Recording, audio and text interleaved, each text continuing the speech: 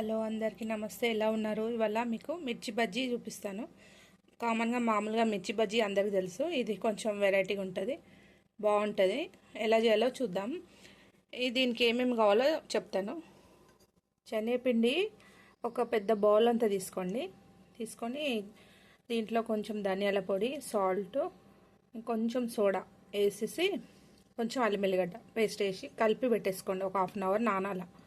తర్వాత 2 ఆలుగడ్డలు ఇది కుక్కర్లో పెట్టండి. 2 ఆలుగడ్డలు మెత్తగా అయిపోయాక ఇట్లా మ్యాష్ చేసుకోండి.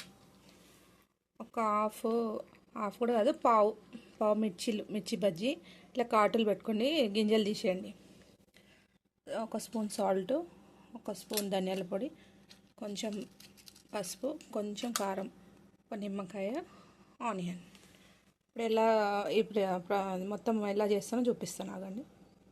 ఉంది కదండి, దీంట్లో ధనియాల పొడి వేసేయండి, సాల్ట్ వేసేయండి. సాల్ట్ చూసుకోండి ఎంత కావాలో మళ్ళీ వేసుకోండి.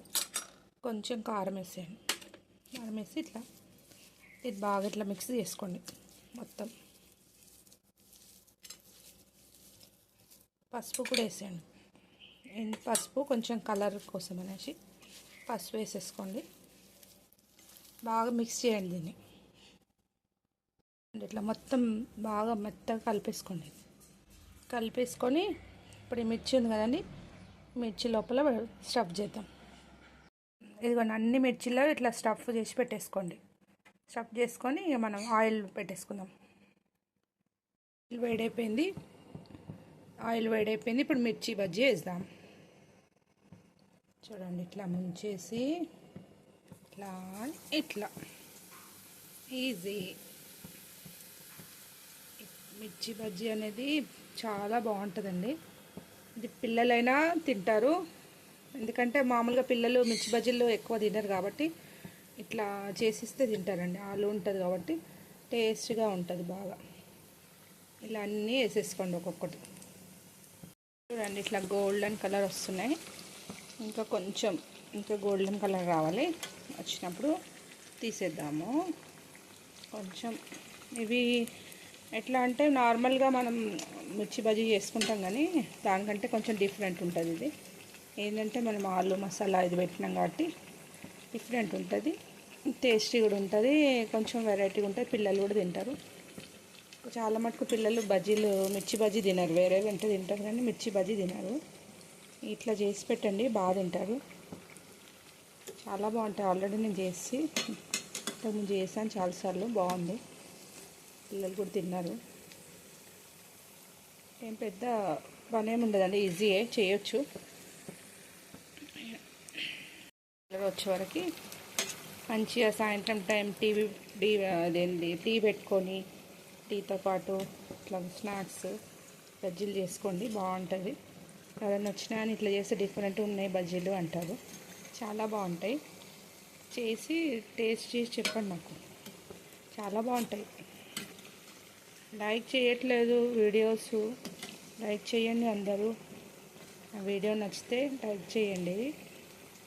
లైక్ చేస్తే ఇంకా నాకు వీడియోలు చేయాలనిపిస్తుంది. లైక్ చేయండి, సబ్స్క్రైబ్ కూడా చేయండి. ఇప్పుడు ఈ కలర్ వచ్చినాయి కదండి, ఇప్పుడు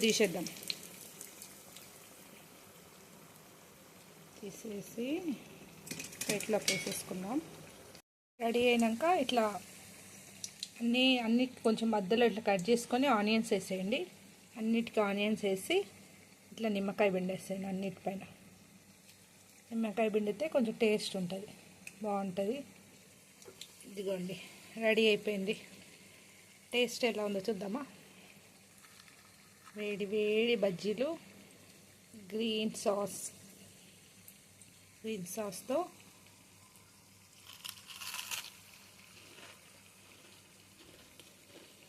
చూసారండి ఎంత క్రిస్పీగా వచ్చింది, మీకు సౌండ్ వస్తుంది. వావ్, సూపర్ ఉంది, చాలా బాగుందండి. ట్రై చేయండి మీరు కూడా. వేడిగా ఇంట్లో అందరికీ టీ టైంలో చేసుకొని, పిల్లలకైనా స్నాక్స్, స్కూల్ నుంచి వచ్చినా కాలేజ్ నుంచి వచ్చినా వాళ్ళకి వేడి చేసి పెట్టండి, చాలా బాగుంటుంది. లైక్ చేయండి, మీకు ఇది నచ్చినట్టయితే లైక్ చేయండి, షేర్ చేయండి, సబ్స్క్రైబ్ చేయండి, కామెంట్ పెట్టండి. Thank you. అందరు బాగుండాలి. Thank you. బాయ్.